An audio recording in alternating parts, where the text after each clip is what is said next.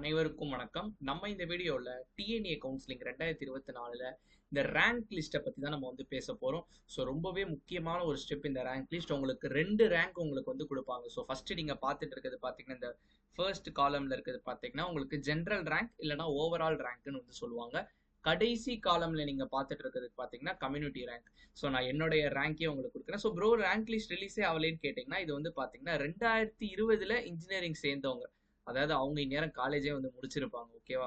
So என்னுடைய rank நான் வந்து உங்களுக்கு சொல்ல போகிறேன். ஸோ நான் என்ன கட் ஆஃப் வச்சிருந்தேன், ஸோ நான் என்ன ஓவரால் ரேங்க் வச்சிருக்கேன், நான் என்ன கம்யூனிட்டி ரேங்க் வச்சிருக்கேன். ஸோ அதனால் வீடியோ கடைசி வட்டம் பாருங்கள். அது மட்டும் இல்லாமல் ஒவ்வொரு ரேங்கோட யூஸும் நான் வந்து சொல்ல போகிறேன்.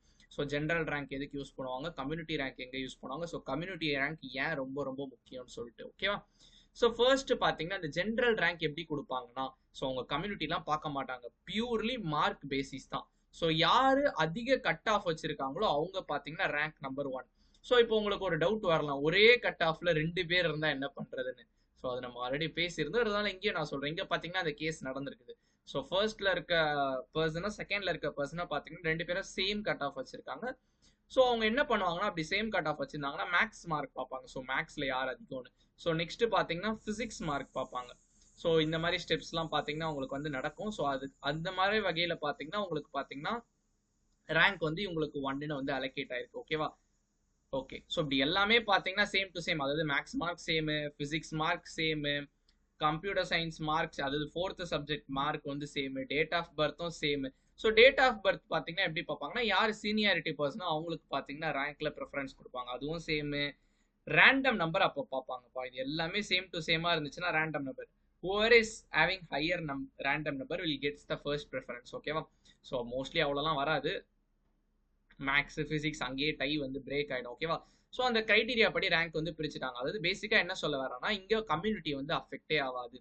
ஸோ அதாவது பார்த்தீங்கன்னா அதிக கட் ஆஃப் எடுத்தவன் அதிக ரேங்க்ல இருப்பான், கம்மி கட் ஆஃப் எடுத்தவன் கம்மி ரேங்க்ல இருப்பான். ஓகேவா? ஸோ இது வந்து உங்களுக்கு வந்து புரிஞ்சிருக்கும்னு நினைக்கிறேன். ஓகேவா? ஸோ இப்போ நான் உங்களுக்கு ஷோ பண்ணுறேன் என்னோடது. Okay okay, yeah, that's it. So இதுதான் பார்த்தீங்கன்னா என்னுடைய ரேங்க் லிஸ்ட்டு. ஸோ ஃபர்ஸ்ட்ல இருக்கிறது பார்த்தீங்கன்னா ஜென்ரல் ரேங்க். ஸோ ஓவராலாக பார்த்தீங்கன்னா நான் 3763, என்னுடைய கட் ஆஃப் 189. இங்கே ஒரு முக்கியமான விஷயம் நீங்கள் பார்க்கணும், இந்த 189 கட் ஆஃப்ல எத்தனை பேர் இருக்காங்கன்னு பாருங்களேன். ஸோ 189லே எவ்வளோ பேர் இருக்காங்க பாருங்க, புரியுதா உங்களுக்கு? ஸோ கட் ஆஃப்ல பார்த்தீங்கன்னா நீங்கள் வந்து எவ்வளோ கட் ஆஃப் வச்சுருக்கீங்களோ உங்களுக்கு குறைஞ்சது பார்த்தீங்கன்னா ஒரு 100-150 பேர், நான் ரொம்ப குறைஞ்சது சொல்கிறேன், கண்டிப்பாக இருப்பான். ஸோ நான் பார்த்தீங்கன்னா லக்கிலி ரொம்ப பின்னாடி போகாமல் ஓவரலாம் இந்த 189குள்ளேயே வந்துட்டேன். பட் 189.5லலாம் நிறைய பேர் இருந்திருக்காங்க. ஸோ இந்த பிரச்சனைலாம் வந்து வரும் பாஸ், உங்களுக்கு சேம் கட் ஆஃப்ல நிறைய பேர் இருப்பீங்க. ஸோ மேக்ஸு அந்த மார்க்லாம் பார்த்தீங்கன்னா டெஃபினட்டாக இங்கே வந்து இன்வால்வ் ஆகும். ஓகேவா? ஸோ அதுக்கு தான் மேக்ஸில் நல்ல மார்க் எடுக்க சொல்லுவாங்க. ஓகேவா? இது பார்த்தீங்கன்னா ஜென்ரல் ரேங்க். என்னோட கம்யூனிட்டி ரேங்க் பார்த்தீங்கன்னா 208. இப்போ கம்யூனிட்டி ரேங்க் நான் எக்ஸ்பிளைன் பண்ணுறேன் பாருங்களேன். ஸோ எனக்கு முன்னாடி 2081 யார் இருக்கான்னு பாருங்க, தன்யான்னு யாரோ ஒருத்தங்க இருக்காங்க. ஸோ அவங்க பார்த்தீங்கன்னா சேம் 189 என்னோட கட் ஆஃப் தான் வச்சிருக்காங்க. ஸோ அகெயின் கம்யூனிட்டி ரேங்க்லமே பார்த்தீங்கன்னா இந்த திங் வந்து பார்ப்பாங்க, லைக் ஓவர் சேம் கட் ஆஃபாக இருந்துச்சுன்னா மேக்ஸ் மார்க் பார்ப்பாங்க, ஃபிசிக்ஸ் மார்க் பார்ப்பாங்க. அந்த மார்க் படி பார்த்தீங்கன்னா இந்த பொண்ணு என்னை விட பார்த்தீங்கன்னா ஏதோ ஒரு வகையில் ஹையராக இருக்குது போல், அதனால இதுக்கு பார்த்தீங்கன்னா 2081 வச்சிருக்காங்க. ஸோ அதே மாதிரி 2080 எடுத்தவங்களும் பார்த்தீங்கன்னா சேம் என்னுடைய கட் ஆஃப் தான்.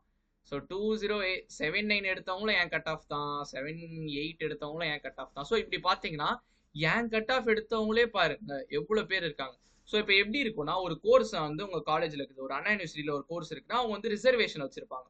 ஸோ பிசி இத்தனை பர்சன்டேஜ் ஆஃப் சீட் நாங்கள் பிசிக்கு ரிசர்வேஷன் கொடுக்குறோம். ஸோ எம்பிசி கேண்டிடேட்டாக இருந்தீங்கன்னா இத்தனை பர்சன்டேஜ் ஆஃப் சீட் உங்களுக்கு நாங்கள் ரிசர்வேஷன் கொடுக்குறோம். அப்படி ரிசர்வேஷன் கொடுக்கும்போது ஸோ எல்லா சீட்டுமே ஒரே கம்யூனிட்டிக்கு உங்களுக்கு வந்து கொடுத்துட மாட்டாங்க. ஸோ கம்யூனிட்டி ரேங்க் அங்கே தான் இன்வால்வ் ஆகும். ஸோ கட்டாயமாக இந்த கம்யூனிட்டிக்கு பார்த்தீங்கன்னா இத்தனை சீட் கொடுக்கணும்னு பார்த்தீங்கன்னா ஒவ்வொரு காலேஜ்லுமே இருக்கும். ஸோ அதனால சப்போஸ் இப்போ நீங்கள் ஒரு கம்யூனிட்டி இருக்கீங்கன்னு வைக்கோங்க, சே ஃபார் எக்ஸாம்பிள் நீங்கள் எம்பிசின்னு வச்சுக்கோங்க. ஸோ எம்பிசியில் நீங்கள் நல்ல ஜென்ரல் ரேங்க் வந்துட்டீங்கனாலே போதும், உங்களுக்கு அதுவே பார்த்தீங்கன்னா போதுமானதாக இருக்கும். இப்போ சேம் அதே இப்போ என்னோட இது எடுங்களேன், 189. ஸோ 189 எம்பிசியில் பாருங்க இங்கே 478. ஸோ எவ்வளோ லோவாக இருக்குது. பட் பிசி இந்த கேஸ் பார்த்தீங்கன்னா 2082 இருக்குது. So community rank place a vital ரோல்ப்பா. இப்போ காலேஜ் அட்மிஷனில் ஸோ உங்களுக்கு சிம்பிளாக இன்னொன்று சொல்கிறேன், 189 இருக்குதா. ஸோ என் காலேஜ்லேயே பார்த்தீங்கன்னா ஒருத்தன் படித்தான் 183 என்னமோ ஒரு கட் ஆஃப் தான் வச்சிருந்தான். ஸோ 182 183 சம்திங் தான் வச்சிருந்தான். பட் அவனுக்கு பாத்தீங்கன்னா எனக்கு அலோகேட் ஆயிருந்தா அதே காலேஜ் பாத்தீங்கன்னா அலோகேட் ஆயிருந்துச்சு. ஸோ அது it's all works on community rank. நம்ம நெக்ஸ்ட் வீடியோல இதை பத்தி நம்ம வந்து டீடைல்டா நம்ம வந்து பேசலாம். ஸோ கம்யூனிட்டி ரேங்க் வந்து எப்படி இன்வால்வ். பட் இந்த வீடியோல நான் வந்து உங்களுக்கு என்ன சொல்ல விரும்புறேன்னா, ஸோ கம்யூனிட்டி படி ரேங்கிங் கொடுப்பாங்க. ஸோ ஒன் முக்கியமான திங் இங்க பாத்தீங்கன்னா எந்த ரேங்க்குமே இல்லையேன்னு கேட்டீங்கன்னா, ஓசிக்கு ஓப்பன் காம்படிஷன். ஓசியோட சீட் பாத்தீங்கன்னா ரிசர்வேஷன் கோட்டா அதிகமா இருக்கும். ஏன்னு கேட்டீங்கன்னா any one can take the OC seat.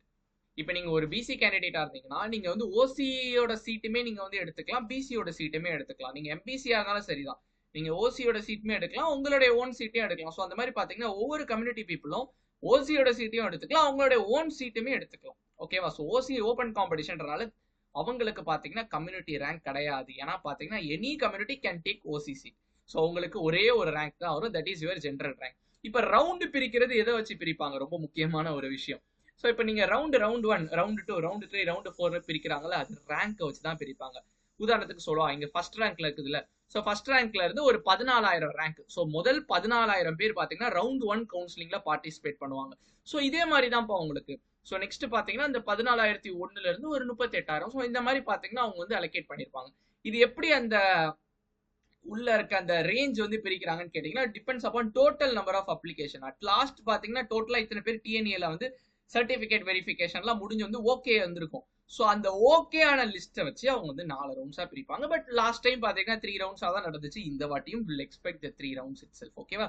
So round பிரிக்கிறதுக்கு இந்த ஓவரால் ரேங்க் யூஸ் ஆகுது, அது தவிர வேற எதுக்குமே இது யூஸ் ஆகல. நெக்ஸ்ட் கம்யூனிட்டி ரேங்க் எங்க யூஸ் ஆகுதுன்னு கேட்டீங்கன்னா, உங்களுக்கு சீட் அலோகேஷனுக்கு கம்யூனிட்டி ரேங்க் தான் பாத்தீங்கன்னா யூஸ் ஆகுது. ஸோ சீட் அலோகேஷன் எப்படி நடக்குது, கம்யூனிட்டி ரேங்க்னா என்ன, அது எல்லாமே நம்ம டெப்தா நம்ம வந்து பேசலாம் வேற ஒரு வீடியோல. யா இப்போ வரைக்கும் பாத்தீங்கன்னா இதுதான் பாத்தீங்கன்னா தகவல். ஸோ ஹெல்ப்ஃபுல்லா இருந்திருக்கும்னு நினைக்கிறேன் இந்த வீடியோ. அப்படி இருக்கிற பட்சத்துல கண்டிப்பா நீங்க வந்து இந்த வீடியோக்கு ஒரு லைக் கொடுத்துக்கோங்க. நம்ம சேனலுக்கு சப்ஸ்கிரைப் பண்ணாமலே பார்த்துட்டு இருந்தீங்கன்னா ரொம்ப ரொம்ப நீங்க பண்ற தப்பு. சப்ஸ்கிரைப் பண்ணிக்கோங்க.